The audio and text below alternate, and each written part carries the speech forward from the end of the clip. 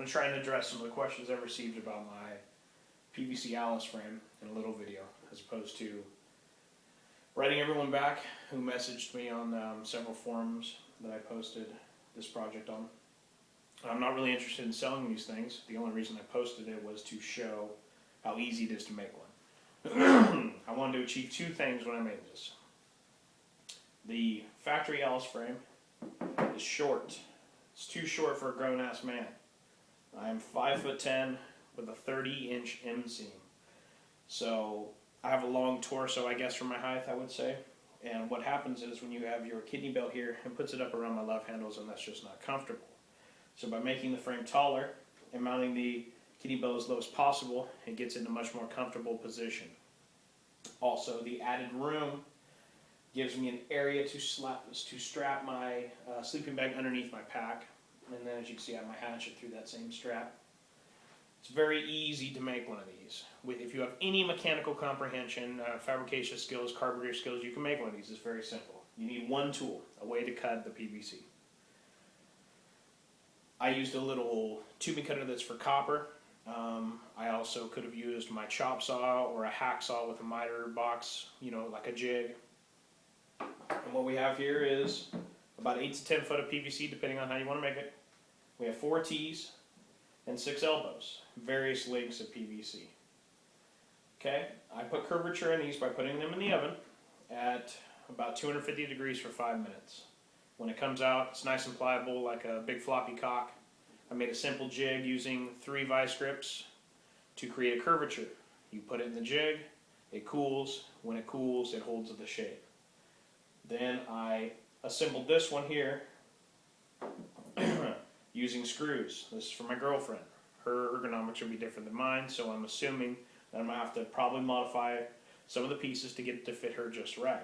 So by putting screws in here instead of gluing, I take out the screws, I bang it apart, I modify the piece, I put it back together until we get it just right.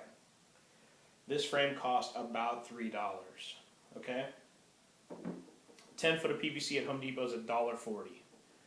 Contractor Pro pack of T's and elbows. The elbows come in 25s.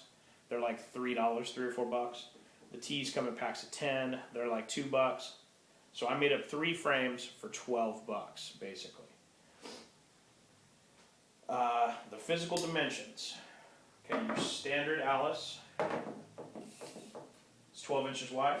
My frame, 12 inches wide.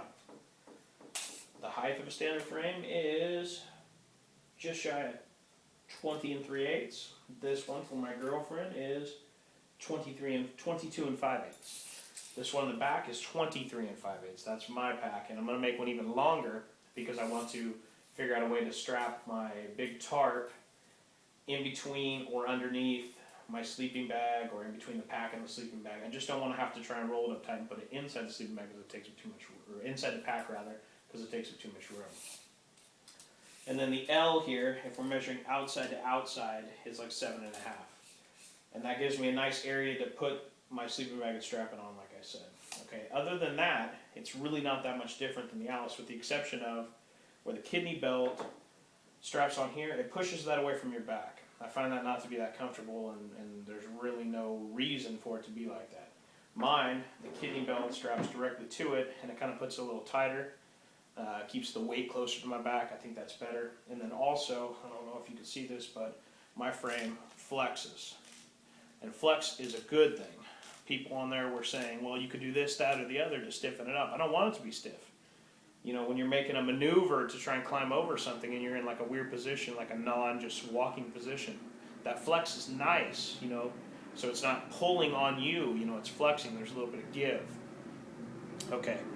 Now I'm going to show you how it attaches. Okay, the A.L.I.C.E pack has a pocket on the top.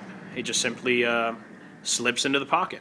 The straps go on just like they normally would through the little rings there, and they just wrap around. At the bottom, there's a loop. So underneath the T, I don't know if you can see that very well, underneath the T, I just wrap it around the T and then pull it back through its own loop. And then the kidney belt, I mount below that. So that puts the kidney belt as low as humanly possible. Okay? Now, as you can see here, I didn't put any glue on this frame. I hiked 12 miles last weekend through some pretty gnarly terrain, and it's no worse for wear. There's just a few scratches on the bottom.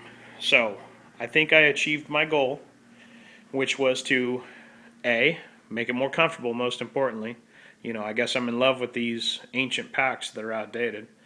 So the durability of the pack, you know, nobody's going to argue with that. These things were built to last. But the frames themselves are fucking garbage. So, you know, this video is just to show, you know, how easy it is to make one. A lot of people were mentioning durability of PVC. It gets brittle when it gets cold. I'm sure it does, but I don't hike in the Arctic, so it's not a big deal. I mean, I was in the snow last weekend, temperatures in the 30s, and I had no problems. So I hope this answers everyone's questions. It's very easy. Anybody can make this. And I believe it makes the A.L.I.C.E pack more functional. You know, I've read up on the Hellcat mod using the mole straps, the mole kidney belt, and that's all great, but still the ergonomics of the stock frame are shit. So no matter what fancy straps you put on it, what fancy kidney belt you put on it, it's still going to be shit. So if you're dead set on using mole straps, build your own frame and use the mole straps. I promise you, if you're built anything like me, like I said, 5'10", 30-inch inseam, that frame is too short. And it just doesn't work very well. So, like I said, hope this answers everybody's questions. Thanks for watching.